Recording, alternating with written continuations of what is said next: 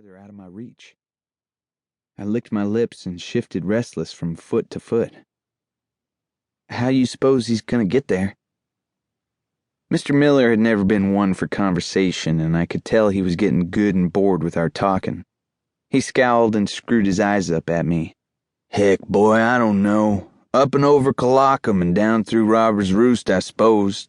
'Tain't no concern of mine, and it probably ain't none of yours neither. You here to buy something or just to jaw at me all morning?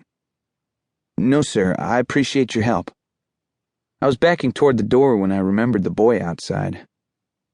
Who's the boy out front, sir? Mr. Miller grimaced. What, the Chinaman? He's still there? He shook his head and spit. Chinaman. I heard the word in my mind, then my mama's voice. I'd said it once, the year before, after we'd passed a group of Chinese on the road to Yakima. I don't like that word, Joseph, she'd said. It's an ugly word, and I don't want you saying it. I'd been confused. Everyone called them Chinamen. I didn't know there was another word for 'em.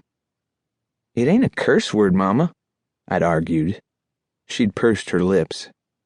Any word can be an ugly word if you say it ugly. And people say that word ugly, Joseph, nearly every time. It sounds hateful, and I don't like it. They're people just like us, at the end of the day. In the Lord's eyes, if not in his people's. Mama had always been my measure of goodness, and always would be. I hadn't said Chinaman since. That ain't no man, I answered Mr. Miller. He's just a boy. Where are his people? Under a few feet of dirt and rocks, he said matter-of-factly. Him and a couple of grown ones limped into town 3 days ago. The others were sick as dogs. Died before sunset. Not sure of what. I stared at him. So he's all by himself? He ain't got no family or nothing? Nope. Been sitting there like that ever since he showed up 3 days ago. Must be hungry as a bear. My belly dropped down to the rough board floor. You mean he ain't eaten in 3 days? You didn't give him no food? Give? I ain't in the business of giving away food, boy, especially to Orientals. Another Chinaman will happen along here any day, I suppose. They can take care of him. What if one don't, though? Mr. Miller fixed me with an out-of-all-patience stare. 'Tain't no concern of mine, he drawled slowly.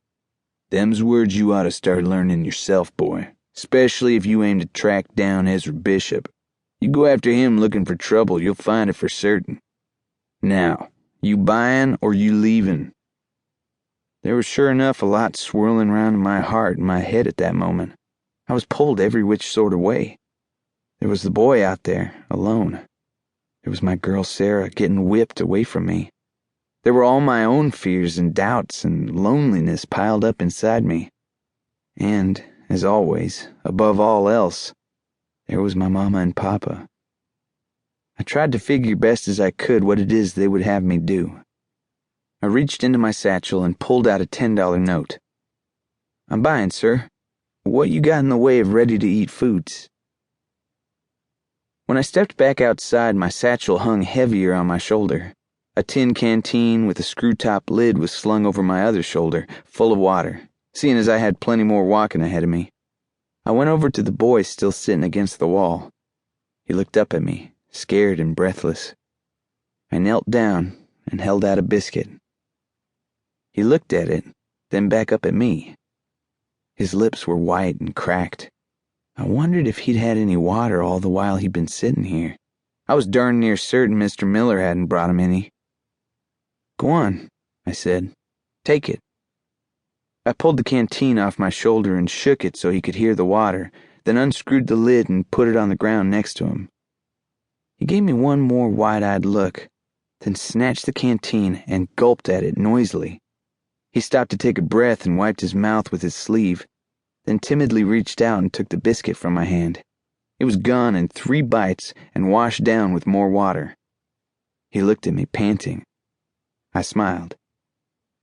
Better? He blinked at me. Then he wiggled and pulled something out of his pants pocket and held it in his open palm. I squinted down at it. It was a small carving, like a little statue made out of some kind of shiny black rock. It was in the shape of